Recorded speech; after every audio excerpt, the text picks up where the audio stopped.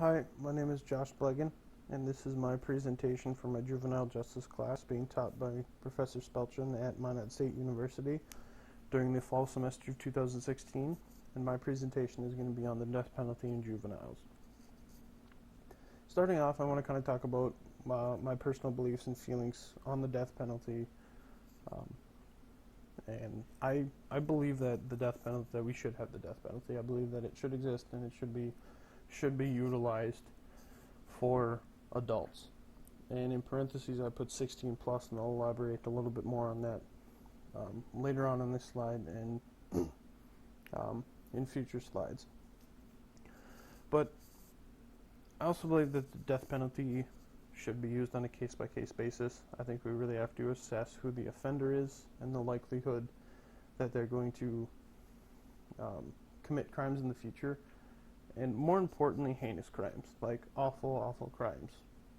Crimes such as rape and murder, and not just heat of passion murders, like actual serial killer people. And especially when murder and rape involve children as victims, I believe that it becomes more heinous.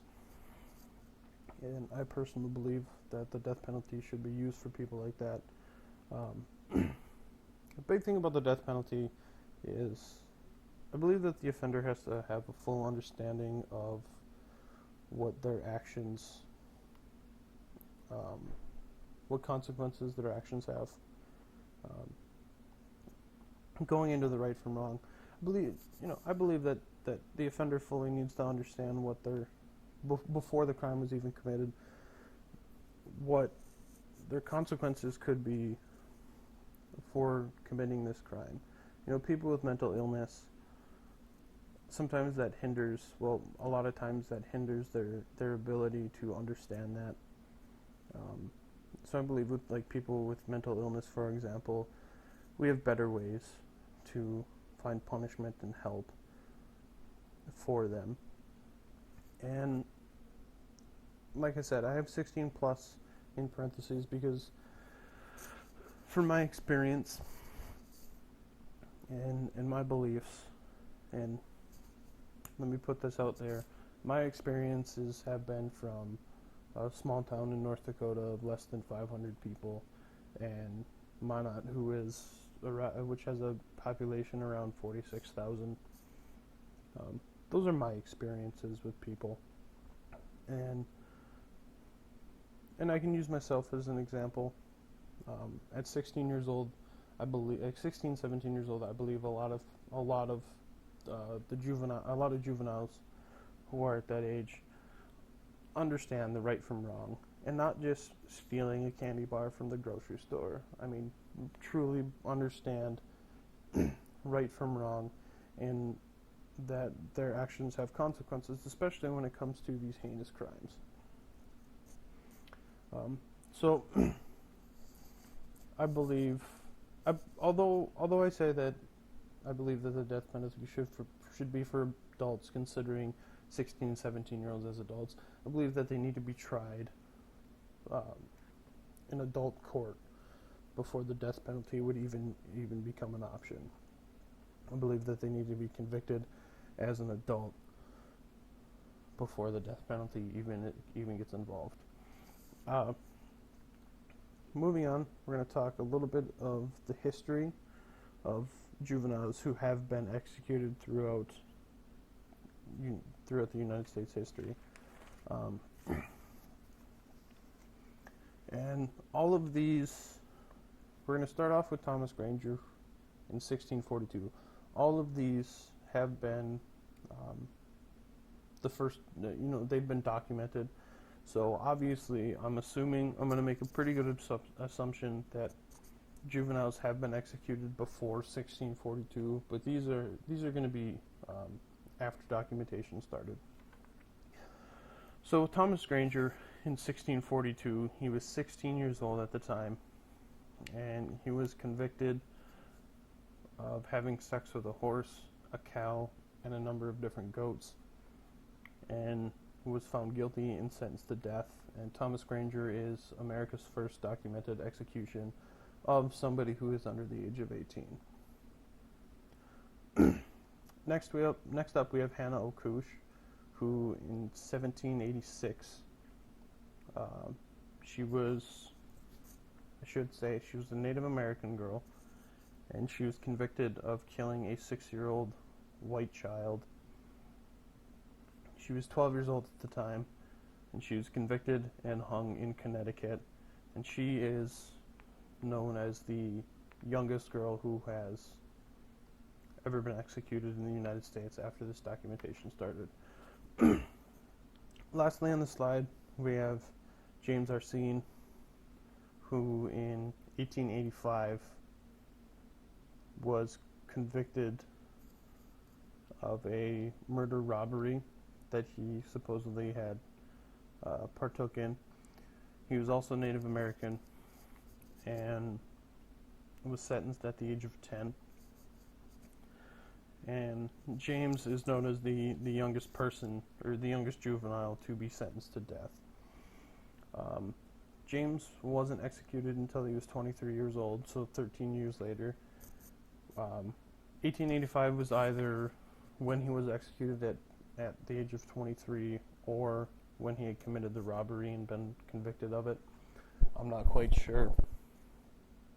I had gotten this information from Juvenile Justice Information Exchange, or jjie.org, and they didn't specify which one it is. Next up, we have a little more history of juveniles who have been executed in the United States. And next up is George Steiny Jr., who in 1944, he was executed in South Carolina at the age of 14. It didn't specify what he was convicted of. All it said was that he was 14 and executed in South Carolina. He was a little interesting thing. A little interesting thing about his trial in the South Carolina court was that this is a young African American man or boy who had an all-white jury. The trial only lasted one day, and the jury only deliberated for 10 minutes before they found a guilty charge for Mr. Steiny. So obviously that shows some of the racial issues that we had back in the day, as well as we have them today as well. The South Carolina court exonerated Steiny in 2014, and this was obviously years and years and years too late. But this exoneration might have brought a little closure to Steiny's future family, if they were still around. And I should say about the George Steiny Jr. case, being executed at 14, this makes Steiny the youngest juvenile to be executed in the 20th century. And last but not least, we have James Echols, who in 1964 was convicted and executed. He was 17 at the time of his execution, but he was convicted for raping a white woman. James was also a young African American juvenile, and he was actually killed at the age of 19, so 2 years after his conviction. And James is known as the last teen who had been executed for the charge of rape. This information I had also gotten from the Juvenile Justice Information Exchange as well. Moving on, we have juvenile court decisions and case law. I'm just going to talk a little bit about different trials and their court decisions, and just a little bit about the cases that have made an impact with juveniles regarding the death penalty. And this slide I had gotten from I had gotten this slide from Death Penalty for Juveniles, from the website capitalpunishmentincontext.org, and their article was entitled Death Penalty for Juveniles. And so we're going to start off with Thompson versus Oklahoma, which took place in 1988. The court ruled that age is an appropriate consideration when deciding punishment, and that there's less culpability for juveniles compared to adults. All this did was that it says, hey, we should take age into consideration. We're not going to put a 9-year-old to death because they didn't understand the difference between right and wrong and their actions had consequences. Moving on, we're going to talk a little bit about Stanford v. Kentucky. In 1989, the U.S. Supreme Court had decided that the Eighth Amendment does not prohibit the death penalty for juveniles the age 16 and 17, allowing 16 and 17-year-olds to be executed via the death penalty. The next is Atkins v. Virginia, which took place in 2002. The Supreme Court had ruled that mental health issues should be exempt from death penalty trials, which I agree with. Like I said, sometimes people with mental illness, it hinders their ability to fully understand what they're doing, or even understand that their actions have consequences. And next up, we have Graham v. Collins in 1993. The court argued that because Graham, who was 17, his age would not show that he's a future threat, and it would not show that there's a chance of him reoffending, and this would result in not being convicted or not being charged with the death penalty. But Graham, who was being accused of murder, argued that him being 17 would show that he is a future threat, or people would take it that he could be a future threat, because 16, 17 is at that age where, although you're still a juvenile, you're developing into adulthood, and you should know the difference between right and wrong, and you should know that your actions have consequences. And Graham was actually executed in the year 2000. And next up is Roper v. Simmons. That was the last one on the previous slide. And anyone who has studied criminal justice and studied juveniles in criminal justice and have studied case law in general should know, or at least have heard of, the Roper v. Simmons case. It took place in 2005. And Christopher Simmons, who was 17 at the time, he was weeks or days away from turning 18. He got into an accident with the victim Roper, a car accident, I believe, and then later on broke into her house and then killed her. They tied her up, threw her in the river, and she drowned. It was Simmons and another accomplice. He previously had a third, I guess he would have a second accomplice, making a total of 3, but one person backed out before the crime was actually committed. And in this case, the Supreme Court had ruled that the Eighth Amendment does cover 16 and 17-year-olds in regards to the death penalty, unlike Stanford v. Kentucky in 1989, when they ruled that it does not cover 16 and 17-year-olds. In 2005, they decided that it did. This outlawed the death penalty for anyone under the age of 18, and it affected juveniles throughout the entire country. I believe it was about 70 juveniles who were put on a life sentence instead of the death penalty because of this case. And this is the most recent landmark case when it comes to juveniles and the death penalty, and I believe I have a pretty strong feeling that it's going to be the last, considering because of this case, the Supreme Court ruled that, or the Supreme Court had outlawed using the death penalty for anyone under the age of 18. And I had found this information from caselaw.findlaw.com. It's a nice website where they have a ton of case law, and it just kind of goes over the case and what had happened after the case. Oh, and by the way, this is not the last time in this presentation where we will be talking about Roper v. Simmons. Moving on, we're going to talk a little bit on the argument against the death penalty for juveniles. I like to add these slides in because I think it solidifies my case a little bit more. You know, I show a little bit of the other side, and then it also gives me a chance to rebuttal. But it shows that I'm not just looking for what I want to look for, and I'm not I'm not using Google and looking up my own answers that I want to have.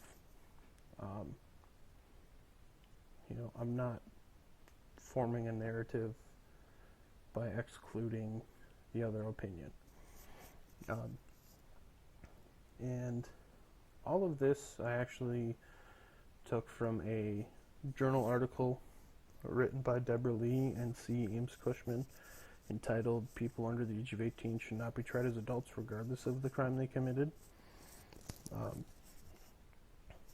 And starting off, their biggest argument was that this would make the law inconsistent. I have a direct quote from them. They're from the journal article. It says, "To argue that people who commit murder while under the age of 18 should be tried as adults, even though they can't register to vote, is to make the law inconsistent." Personally, I feel like they're reaching a little far to make this, to compare these two. I mean, you have other groups of people who can't vote. You have felons who can't vote. You have illegal immigrants who can't vote. So I think they're stretching it a little much. I understand the argument that they're trying to make. I don't believe, but I believe that it could have been worded a little bit.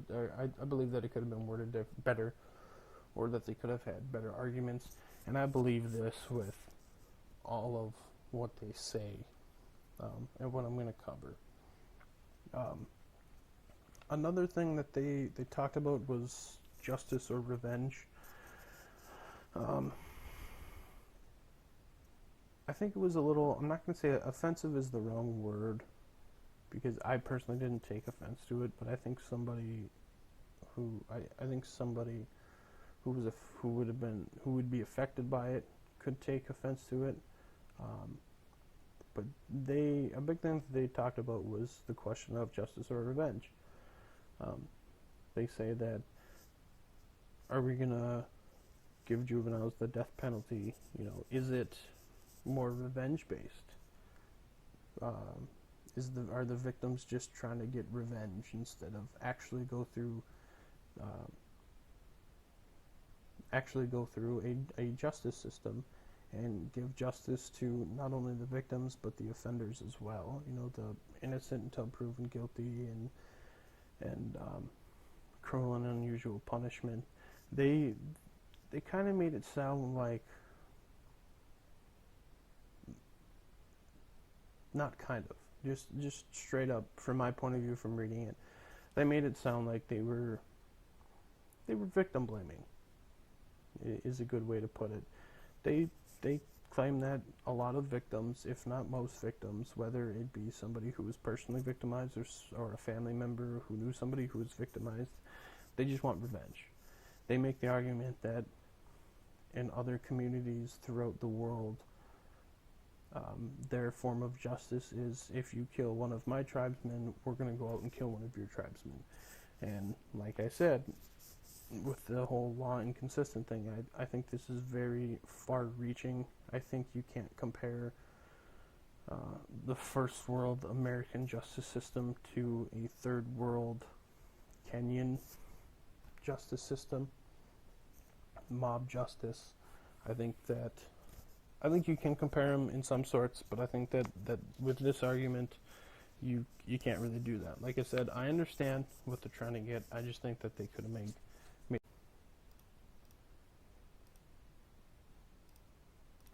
like I said, I think that they could have made their argument better. Another point that they had made is they brought up 5-year-olds.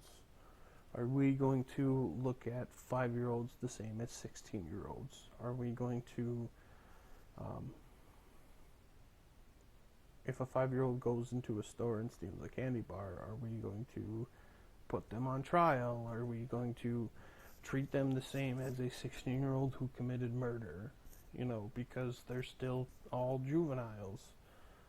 Are we going to compare a 5-year-old to a 6-year-old, and a 6-year-old to a 12-year-old, and a 12-year-old to a 17-year-old?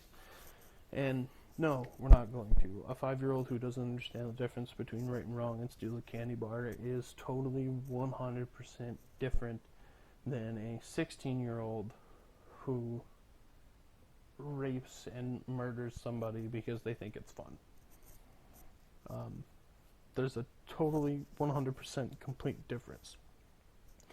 Now, if they were going to make the argument, are we going to treat a 15-year-old who commits a rape and murder compared to a 17-year-old who commits a rape and murder, and then a 14-year-old compared to a 17-year-old?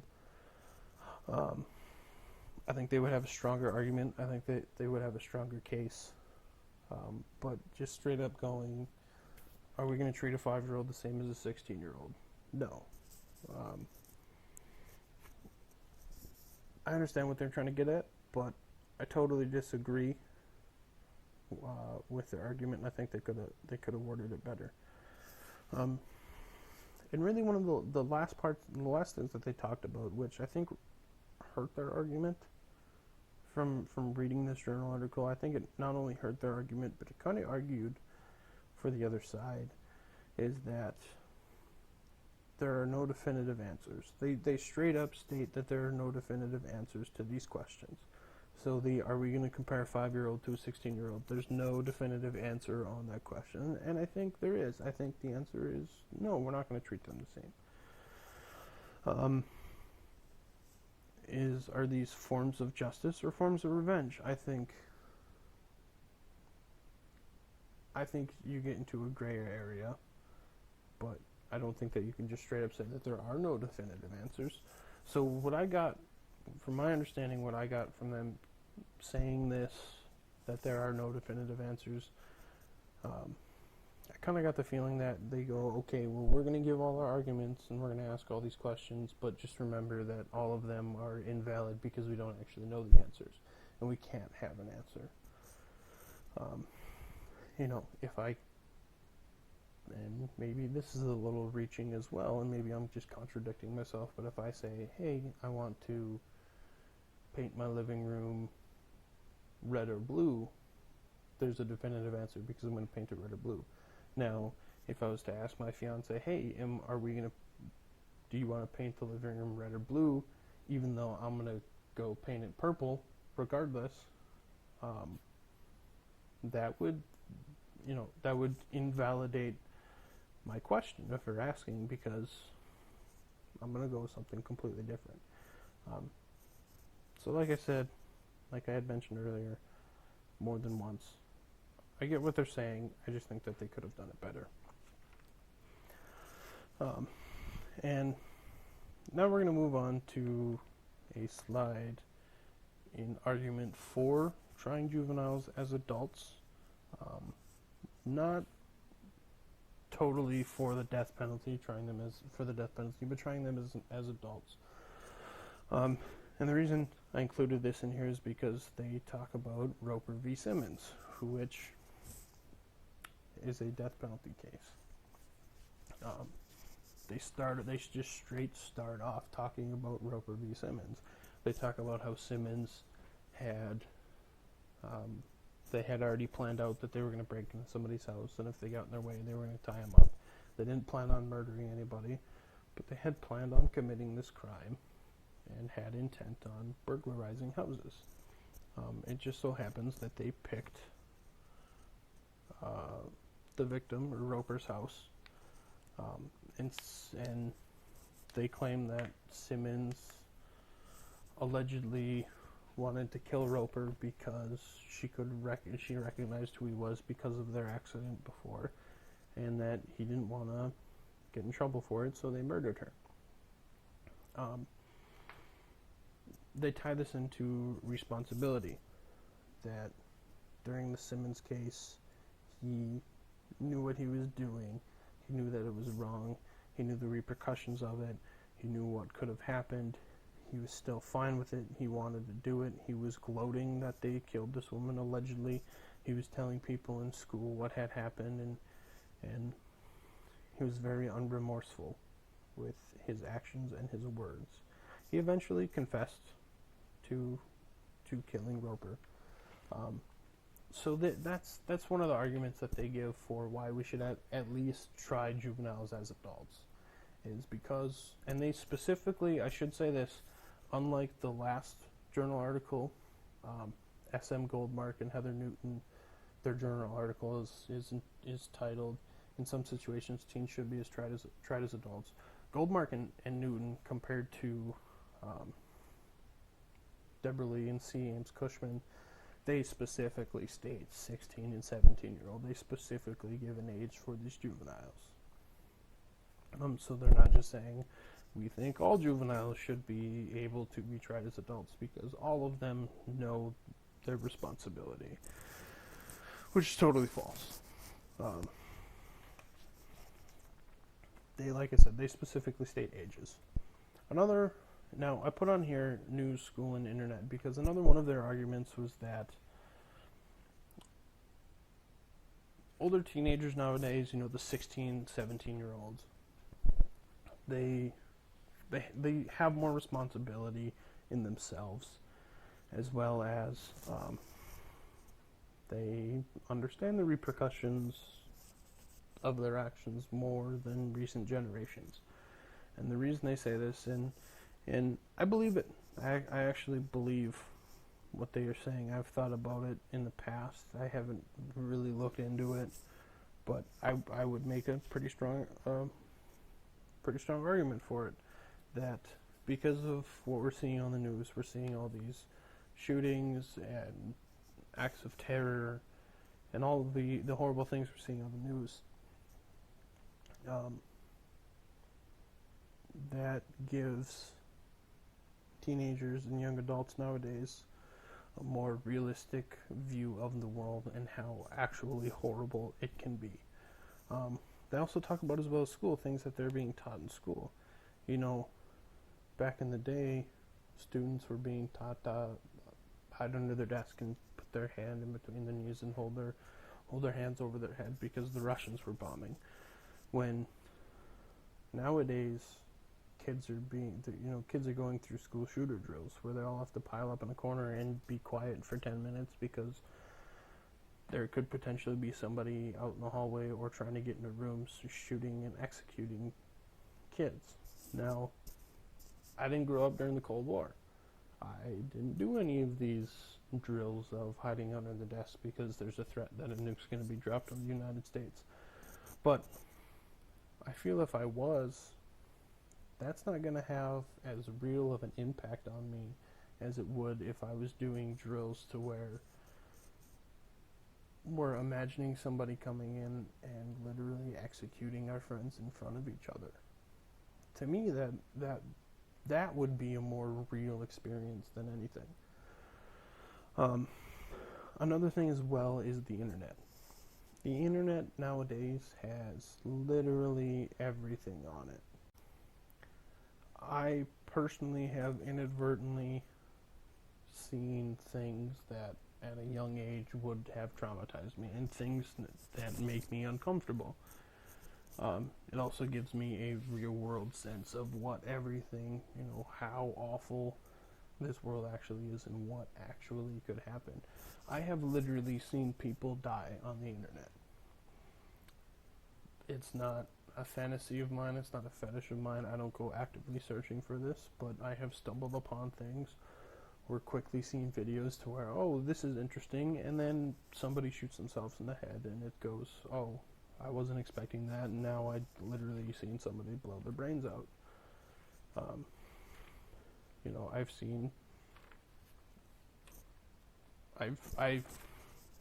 I don't know what else to say. I've literally seen videos of people dying. I've one video that I remember I had seen it very recently. I personally operate forklifts during my job, and I had seen one video. Now this wasn't at work, but it was online. I had seen one video where a couple of people were practicing poor forklift safety, and a woman got crushed because of it. I've seen that. You stumble upon that. You know, there are studies nowadays showing that now with the internet, kids are being exposed to porn at such a young age, a lot younger age than they used to. You know, back in the day, your first porn was you found a Playboy out in the woods. And now you can have 12-year-old, 9-year-old, 6-year-old children on the internet, and they stumble upon porn. So I think that the internet and what is on it and what kids could be exposed to, and young adults and teenagers, what they can be exposed to, it gives them a more real sense of how the world is. And in turn, that creates a stronger responsibility in themselves, and it creates a more real feeling of what could happen if you do something. And another argument that they made, which, in my personal opinion, it's a little weaker. It's a weaker of an argument, but it's an argument where it genuinely would apply to some people, and that's the whole get away with it attitude. They claim that they didn't specify all kids, they didn't specify some kids, they just said kids in general, juveniles in general, kind of have a get away with it attitude, like, oh, I'm gonna go steal this pair of shoes because I'm 16, so I'm gonna get away with it, and even if I get caught, it's just a juvenile record and it'll drop, and I'm not gonna be incarcerated. Okay, I'll pay a fine, I'll write an apology, I'll do community service. When I turn 18, that gets erased. Now, I said it's a weaker argument, because I don't think that you can just generalize juveniles like that. But one of the reasons why I do at least partially agree with this statement is that I've said it myself, and I've heard juveniles say this a lot when I was growing up, when I was a juvenile. I heard people say this all the time. It's just a juvenile record. When you turn 18, it gets erased, it goes away, it disappears. Now, a lot of people just said that in a joking manner, like myself. You know, oh, it's just a juvenile record, whatever. A lot of people said it jokingly. Nobody really broke the law. Nobody did anything. Nobody followed through with it. But there were a couple of kids who found themselves in trouble, and they didn't really understand the severity of what they did, because they thought that it would just get erased when they're 18. I knew a couple of kids who had broken into somebody's house. They didn't steal anything, but they still broke into somebody's house, and they were caught for it, and they were given community service, and the person whose house got broken into, they put restraining orders against these juveniles, and they go, well, you know, we didn't take anything, we didn't really do anything. Yeah, what we did was wrong, but when we turn 18, it'll just go away. So I understand this argument, and I agree with it to a degree because of that reason. Some kids genuinely have that I'll get away with it, when I turn 18 it'll go away mentality. And they kind of use this argument as a diversion method, to where if we do prosecute juveniles and we do show them the severity of their actions, then hopefully that will divert some juveniles from committing crimes because they think they can get away with it. And that's the end of my presentation. These are my sources. Like I said, the caselaw.findlaw where it talks about Rupert v. Simmons,